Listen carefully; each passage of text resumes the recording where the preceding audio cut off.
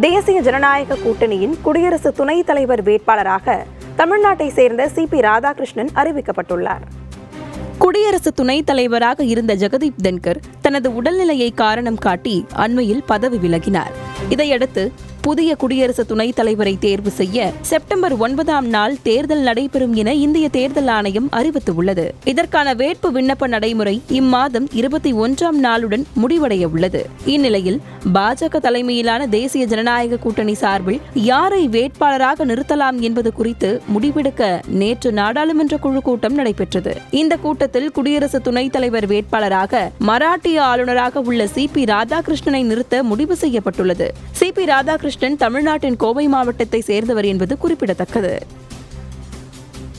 இந்த நிலையில் குடியரசு துணைத் தலைவர் வேட்பாளர் தேர்வு குறித்து இண்டி கூட்டணி தலைவர்கள் இன்று கருத்தாய்வில் ஈடுபட இருப்பதாக தகவல் வெளியாகியுள்ளது. இதில் குடியரசு துணைத் தலைவர் தேர்தலுக்கான வேட்பாளர் குறித்து இண்டி கூட்டணி தலைவர்களுடன் காங்கிரஸ் கட்சியின் தேசிய தலைவர் மல்லிகார்ஜுன கார்கே பேசுவார் என கூறப்படுகிறது.